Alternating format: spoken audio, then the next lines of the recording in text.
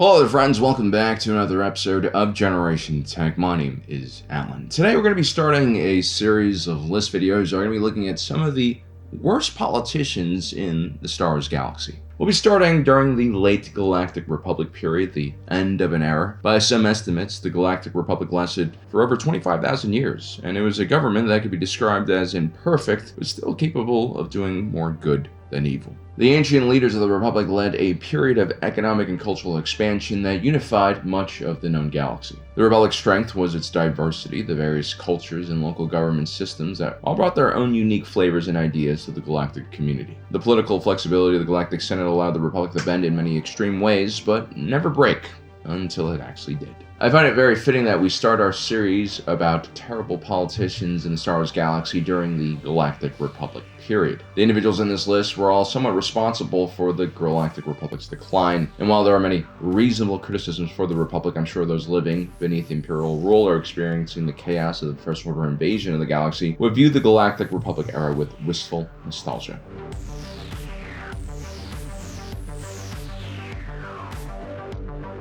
Padme Amidala, 14-year-old elected child monarch, leader of Naboo during its most trying moment, the Trade Federation blockade. A controversial pick for sure, because Padme Amidala is widely hailed as a hero for the Republic and just generally an awesome character. But if you take a look at her actions as a political leader, especially as a monarch, she fails on many marks at some very key moments. And in all fairness, most of her failures are due to her youth. I would argue that Padme is less problematic than the system that put her into a position of power. Now, Padme would grow into a wise and excellent legislator. That says a lot about her resilience and character. But Padme's lack of experience as the monarch for Naboo is probably why the Trade Federation chose to blockade Naboo in the first place. They saw Padme as a pushover, someone they could manipulate and force into signing horrible terms of the Trade Federation. But actually, Padme didn't lack moral courage. She stuck with her people when it mattered the most, but it seems like the Naboo also had no contingency plan, no food stores, or enhanced defensive capabilities. Again, a symptom of Padme's lack of experience. An older monarch probably would have seen the writing on the wall and made contingency plans for, any kind of future crisis. Padme fleeing to the Galactic Senate for help is also probably an amateurish move. She should have realized that the bloated central government was really not in a position to intervene or stop the Trade Federation. She should have instead appealed to the Trade Federation's rivals and enemies and also local systems that might come to Naboo's aid. Padme unfortunately found herself completely out of depth in the Galactic Senate. She was not very familiar with Coruscanti politics and the various factions that actually held all the power of the galaxy. And ultimately, she was used by Palpatine to carry out a vote of no confidence against her own ally, Chancellor Finis Valorum. As a result, she unknowingly hands the galaxy to the Sith. Something I like doing in these videos is comparing these Star Wars fictional political figures to real-life political figures in our own world. These connections are never going to be perfect, and I'm going to try to draw from people from, all sides of the political spectrum, but, please don't be offended if I get things a little wrong or I interpret characters or politicians that you like in a different light. I will try my best. Padme Amidala's experience is quite unique. I think the best comparison I can think of was the Prime Minister of the Russian Provisional Government in 1970, Alexander Kerensky. He was a moderate socialist who rejected both monarchists and revolutionaries that dominated politics after the abdication of the Tsar. With the Russian military in the middle of World War I and on the verge of collapse and mutiny, with the Russian economy about to implode, and Lenin returning from exile, Kerensky was facing multiple challenges and forced to act. Just like Padme, he was a firm believer in democracy and the process, and as a result, he was a little bit naive about the intentions of the Bolsheviks, who of course were not willing to really engage in the proper processes to gain power. When the October Revolution occurred, Alexander Kerensky was swept out of power along with Russia's experiment with democracy. In all fairness, the Bolsheviks did call their new system Soviet democracy, where state vote for you.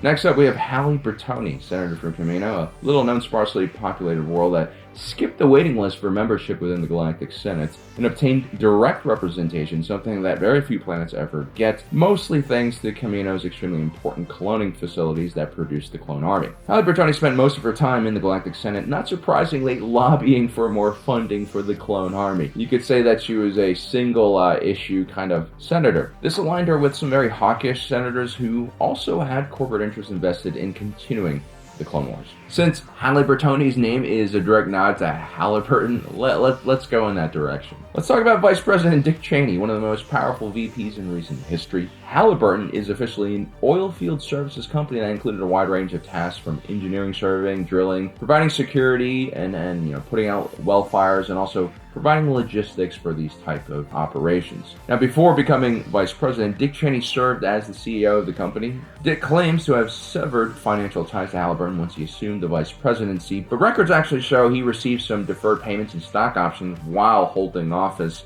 and that total was anywhere from like $100,000 to $1 million annually. And for some strange reason, during the vice presidency of Dick Cheney, Halliburton, especially its subsidiary KBR, was awarded several no-bid contracts for services in Iraq. It's estimated that Halliburton was awarded around $30 to $40 billion worth of contracts, many of them with no competition from other vendors. Whether Dick Cheney was directly responsible for this is, I guess, unknown, but the optics look absolutely terrible. The mistrust of institutions that have led to anti-establishment populist movements in the United States are primarily due to behavior of men just like this.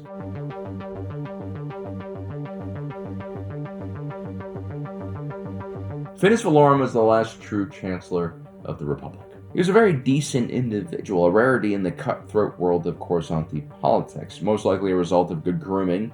Finis comes from a prestigious and wealthy political family whose roots are deeply dug into the very foundations of the Republic. With class comes a certain awareness that leadership has a lot of responsibilities, and it really is service to the people, and if you don't understand that dynamic, you will be removed from power. For all of his decorum and politeness, Finis Valorum still led a declining institution that was in many ways becoming untenable and bloated with corruption and bureaucracy. What the galaxy needed more than anything was a strong hand and reform. But Finis, at his core, was a stubborn liberal who believed that morals and ethics alone can save the Republic, which of course is absurd. Finis Valorum believed in the Jedi, he believed in the Republic's institutions, and because of that, he never really took the necessary executive actions to stop the fracturing of the galaxy and the beginning of the end of the Republic.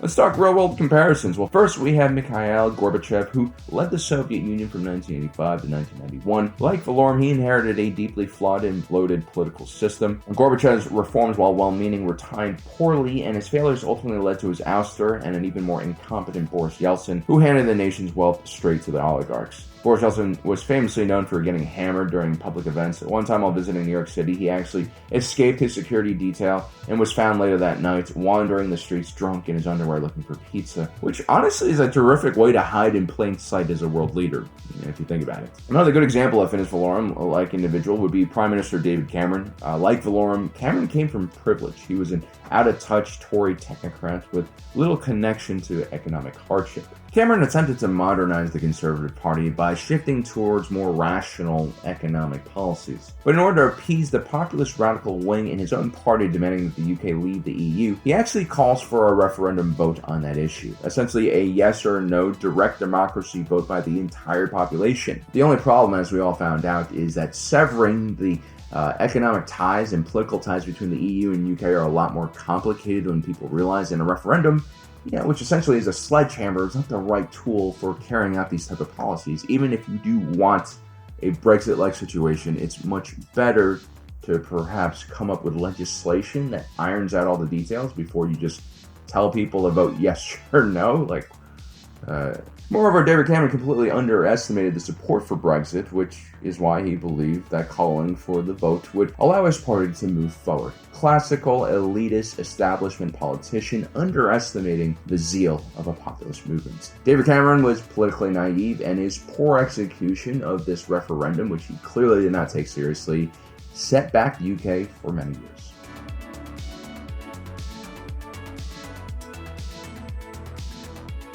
Sandhill was the chairman of the Intergalactic Banking Clan, the largest network of banks and financial institutions in the galaxy, which made it effectively in control of monetary policy in the galaxy and the holder of the largest credit reserves. Sandhill had a sacred obligation to remain politically neutral and do what's best for the galactic economy. But ultimately, Sandhill was equal parts greedy and stupid, and he was very heavily manipulated by Darth Plagueis, Darth Sidious, and Darth Tyrannus, the unholy trinity. This includes financing both sides of the Clone Wars. Yes, IGBC money backed the Clone Army and the Separatist droid army, and so Sand Hill was giving out loans to two factions that were killing each other and destroying a large amount of capital. Not surprisingly, this eventually led to the banking system almost collapsing and requiring a federal takeover. Later analysis found out that the IGBC was not only giving ridiculously low interest rates to the Separatists, they are also increasing rates to the Republic in order to prop up the Confederacy's failure to pay back loans. A great historical comparison for Sand Hill will be Hillar Schatz, president of the Reichsbank and later on Minister of Economics under Adolf Hitler. Hillar was a brilliant financier, far more capable than Sand Hill, but just like Sand Hill, he completely underestimated how dangerous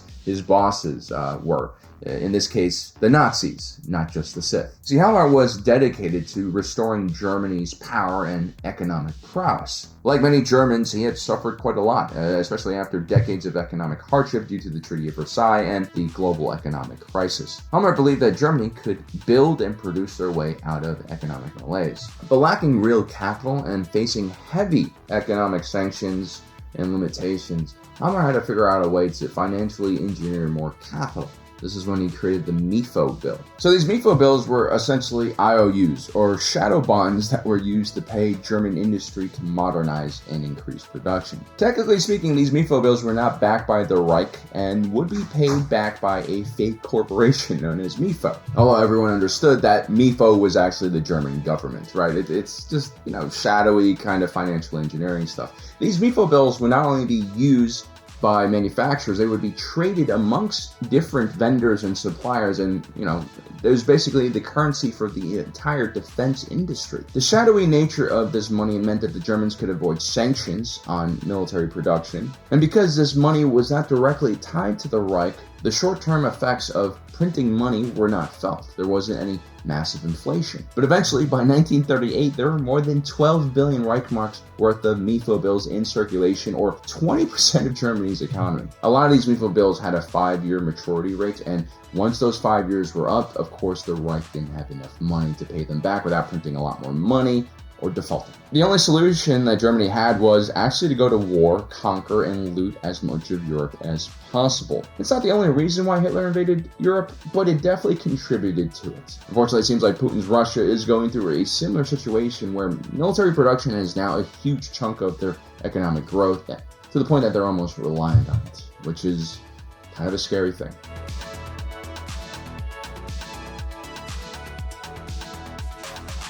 Next up, we have Minister Lon Pike, who isn't incompetent or anything like that. If anything, he maneuvered his Pike syndicate with relative grace during a very volatile period of time during the Clone Wars. The biggest problem is the fact that he is in charge of a massive drug smuggling syndicate and also the ruler of Obadiah, the Pike's homeworld. Generally, you don't want your politicians and governors to also be the leader of large drug smuggling rings. Because in many ways, the spice that Lon Pike was trading was doing massive damage to not only the galaxy, but his own people. No matter how much good he could do in his position as minister, he was just doing a lot more damage because of the product he was selling. Pablo Escobar, like Lon Pike, cornered the market for his drug of choice, cocaine. Pablo Escobar also famously ran for political office in Colombia in an attempt to gain the only thing that escaped him, legitimacy. Both individuals ended up dying in extremely brutal ways. Lon Pike is assassinated by Count Dooku, and Pablo Escobar is cornered and shot to death by the Colombian military. In the end, building a massive drug cartel is never a great idea. Even if you try to legitimize yourself, your past will always catch up to you and haunt you.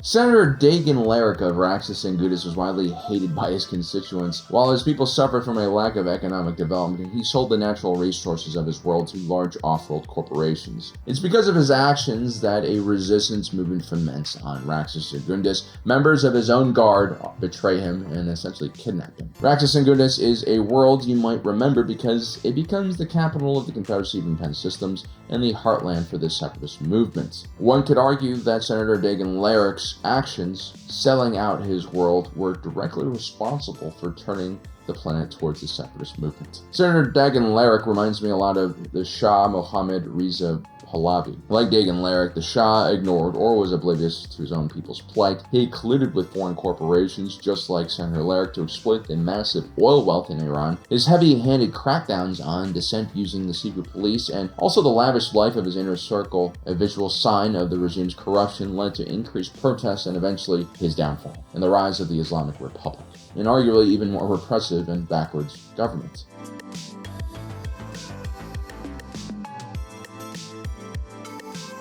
Senator Anakafar was a well-respected Rhodian senator from the Great Savarian sector. He was a vocal supporter for democracy and advocating for the rights of all sentient species, and was devoted to many humanitarian causes. When the war started, Far's homeworld of Rhodia was heavily affected by banditry and piracy. The usual network of local defense forces, judicials, and mercenaries that guarded the shipping lanes were basically disrupted by the war. To make matters worse, Rhodia was a planet that heavily depended on galactic economy for basic imports. As the situation worsened due to the Clone Wars, it became increasingly hard for Rhodia to sustain its population, creating a very difficult humanitarian crisis. The Galactic Republic was obviously swamped during this time period with calls and requests for help, and Rhodia's calls for help were unanswered, basically. Senator Anakafar naively believed that he could trust the Separatists and invited help from New Gunray. This was a pretty desperate move, and he essentially invited the Confederacy of United Systems to invade and occupy his planet. Anakafar made two major mistakes. First, he was kind of a weak leader. He didn't prepare his people for, the coming conflict that was going to happen. And two, he's relatively naive to trust someone as dangerous as New Gunray. Ultimately, Anakafar would be assassinated by fellow Rhodian Senator Lolo Pers for his perceived failures towards his own people. A real-life analog for Anakafar would be Neville Chamberlain, infamously known for the appeasement of Hitler during the Munich Agreement. Like Anakafar, he misread a political enemy in Hitler as someone he could potentially reason with. Like Farr, Neville Chamberlain wasn't completely stupid. He was fully aware of the limitations of his own people. The British military at the time was still undersized and modernizing. Chamberlain wanted to essentially buy more time for his country so that they would stand a better chance at resisting the Nazis. As a result, Neville Chamberlain makes peace with Adolf Hitler and betrays a close ally in Czechoslovakia. This allows Nazi forces to aggressively annex the Sudetenland, and later, with the Soviet Union, the Nazis would take over Poland. Neville Chamberlain, like Anakafar, would be viewed as a lame politician not to be trusted. Both Anakafar and Neville Chamberlain were decent and good human beings, but that alone is not enough. They were also probably a little too soft for the periods of time when they held leadership positions.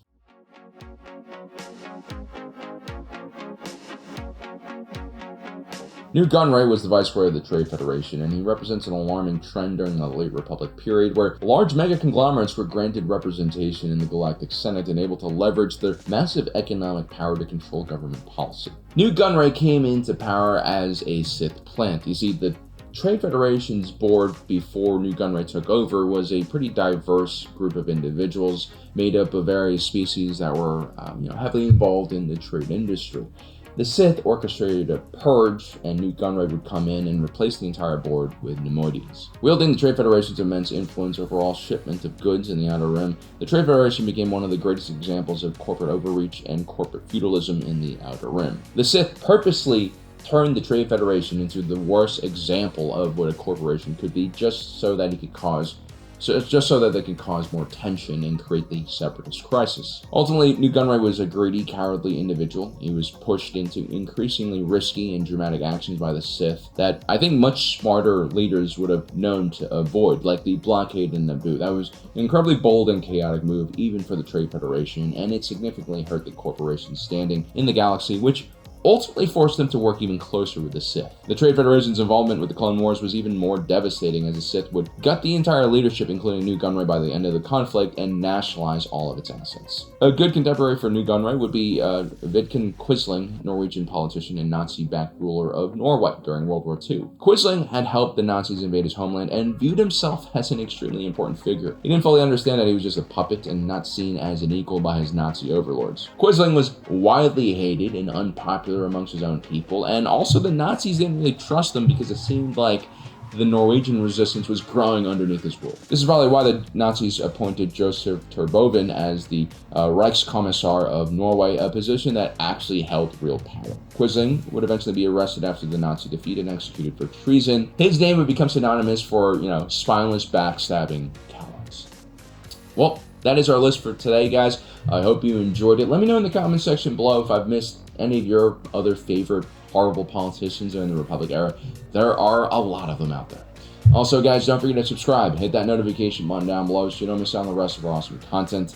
As usual, my name is Alan, reminding you that my allegiance is to the Republic, to democracy. I'll see you next time.